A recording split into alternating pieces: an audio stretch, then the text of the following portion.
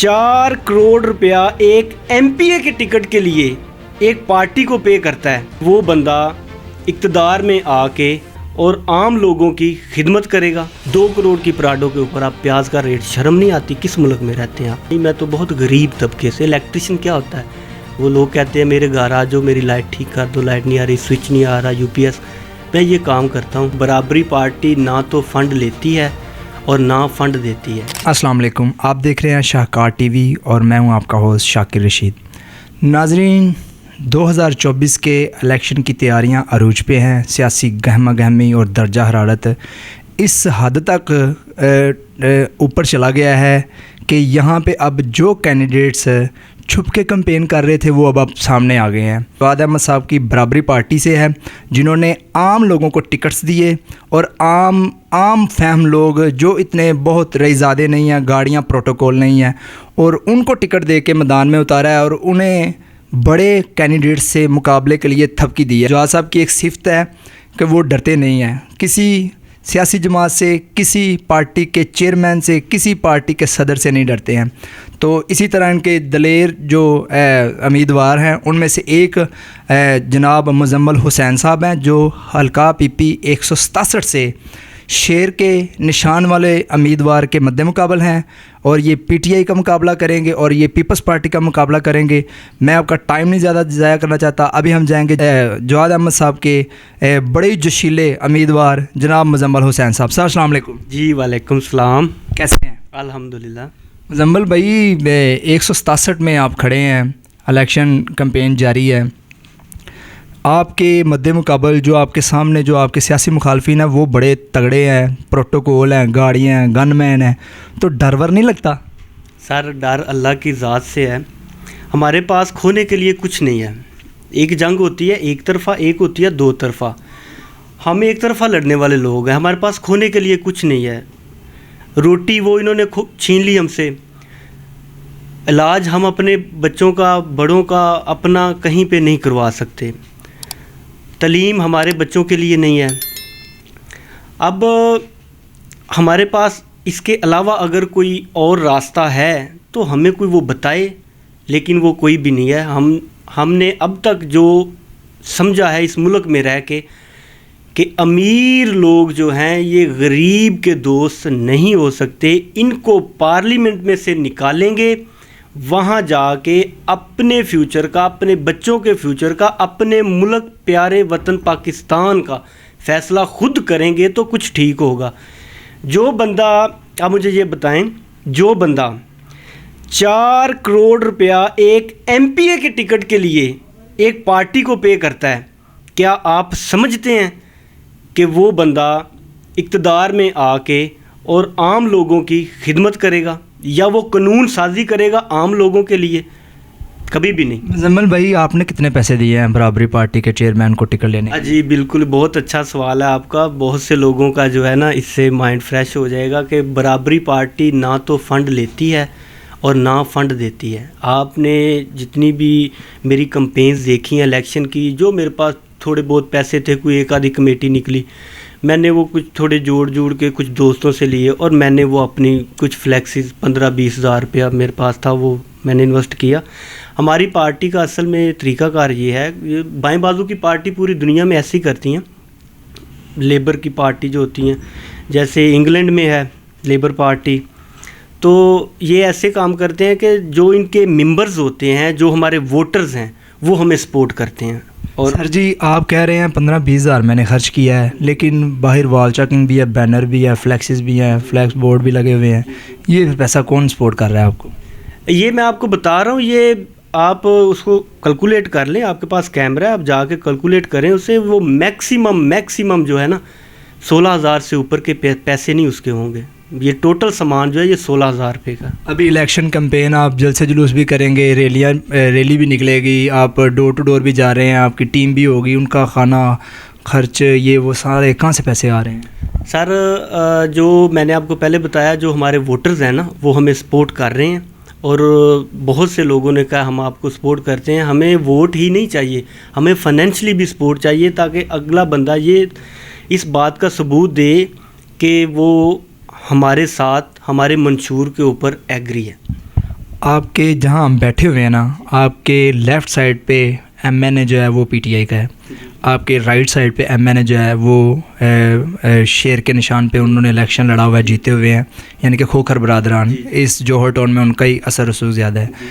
تو دونوں میں سے کسی نے ٹچ تو کیا ہوگا کہ بیٹھ جاؤ، جو خرچہ ہوا ہے وہ دے دیتے ہیں یا پیسے دے دیتے ہیں تو الیکشن نہ لڑو، ووٹ نہ خراب کرو، یہ آفر ہوئی تھی؟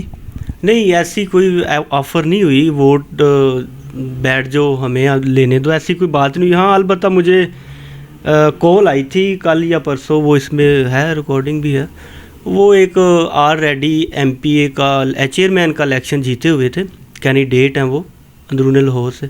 انہوں نے مجھے آفر کی تھی کہ اگر آپ کو نون کا ٹکٹ ملے تو میں نے کہا جی وہ تو عام لوگوں کی پارٹی نہیں، غریب بندے کو وہ ووٹ نہیں دیتے اور 4 کروڑ میرے پاس ہے نہیں. انہوں نے کہا نہیں، اگر آپ پھر بھی لینا چاہیں تو. میں نے کہا ٹھیک ہے، موسٹ ویلکم، یہ ہمارا منشور ہے برابری پارٹی کا، آپ اس کے اوپر آ جائیں تو میں آپ کی پارٹی کا ٹکٹ لے کے لڑ لیتا ہوں، مجھے تو کوئی ایشو نہیں ہے. پھر آگے سے انہوں نے مذاق میں بات کی اور وہ ختم کر دی. اللہ کرے آپ اسمبلی میں پہنچیں، پروونشل اسمبلی میں پہنچیں، جاتے وقت سب سے پہلے کون سا کام کریں؟ جی یہ بہت بہترین سوال ہے. سب سے پہلے جاتے ہوئے جو ہم کام کریں گے پارلیمنٹ کے اندر، ہم پروٹوکول ختم کریں گے. یہ جو مراد ملتی ہے وزیروں کو، ایم پی ایم این اے جو ہوتے ہیں ان کو، یہ ہم ختم کریں گے. اور اس کے ساتھ ساتھ بیوروکریسی میں بھی اصلاحات کریں گے. ہم جو یہ مراد لیتے ہیں یہ کس چیز کی لیتے ہیں؟ 2 کروڑ کی پراڈو کے اوپر آپ پیاز کا ریٹ، شرم نہیں آتی؟ کس ملک میں رہتے ہیں آپ کو شرم آنی چاہیے. یہ قانون آپ بنایا کس نے ہے؟ یہ امیر نے امیر کے لیے بنایا. غریب کا نمائندہ پارلیمنٹ میں ہوگا تو وہ کہے گا نا نہیں بھئی یہ تو میری عوام کے لیے بہت نقصان دہ چیز ہے. وہ غریب تو ادھر ہے نہیں، امیر ہے سارے. ایک قانون بناتا ہے اپنے لیے، دوسرا اسے سپورٹ کرتا ہے، دوسرا اس کے لیے بناتا ہے، پھر پہلا اسے سپورٹ کرتا ہے. آپ نے پی ٹی آئی کی حکومت میں کیا دیکھا ہے؟ آپ مجھے یہ بات بتائیں، پی ٹی آئی نے جو ایمنیسٹی اسکیم لانچ کی تھی، انہوں نے اوپن کی تھی، یہ آپ اپنا کالا دھن وائٹ کریں، اور یہ اس کا کس کو فائدہ تھا؟ کسی غریب کو. وہ ملک کے لیے تھی، وہ ملک کے لیے نہیں تھی. وہ یہ 1% 99 میں سے جو 1% طبقہ ہے اشرافیہ، یہ ان کی دین تھی. اچھا مزمل بھائی، ابھی تو الیکشن یعنی کہ 3-4 دن تک گہما گہمی زیادہ بڑھ جائے گی، اخراجات ہوں گے. سورس آف انکم کیا ہے؟ پیسے کہاں سے کماتے ہیں؟ ہاں جی، میرا سورس آف انکم الحمدللہ، میں الیکٹریشین ہوں. میرے والد صاحب ریڑھی باندھ تھے. میں بہت مڈل کلاس بھی نہیں، میں تو بہت غریب طبقے سے. الیکٹریشین کیا ہوتا ہے؟ وہ لوگ کہتے ہیں میرے گھر آ جاؤ، میری لائٹ ٹھیک کر دو، لائٹ نہیں آ رہی، سوئچ نہیں آ رہا، یو پی ایس. میں یہ کام کرتا ہوں. اور چھوٹا سا ایک بزنس بھی ہے میرا جو الحمدللہ ایف بی آر میں رجسٹرڈ ہے، ہاسٹل کا. کوئی 1-2 بلڈنگز لے کے جو بیرون شہر سے بچے آتے ہیں یہاں اسٹڈی کے لیے، ان کو ہاسٹلائز کرتا ہوں، فیسیلیٹیٹ کرتا ہوں. تو اس میں سے بھی کچھ تھوڑے بہت پیسے بن جاتے ہیں. تو یہی میرا انکم سورس ہے.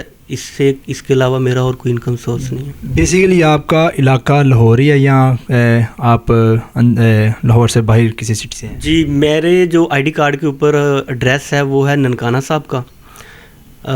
تو لیکن ہم اب آج تک اپنے نہ گاؤں گئے ہیں کبھی، نہ ہم نے کبھی دیکھا ہمارا بھائی گاؤں کیسا تھا. تو لاہور میں پیدا ہوئے، لاہور میں جوان ہوئے اور لاہور میں ہی مقابلے کے لیے کھڑے ہیں. ایک بات آپ سے پوچھنا چاہ رہا ہوں لیکن آپ نے بالکل سچ بتانی ہے. جواد احمد سے آپ کو کس نے ملایا؟ کوئی ریفرنس تھا یا آپ اکیلے جا کے مل سکتے ہیں؟ اس طرح کے ہیں وہ کہ بندہ ان سے جا کے مل سکتا ہے؟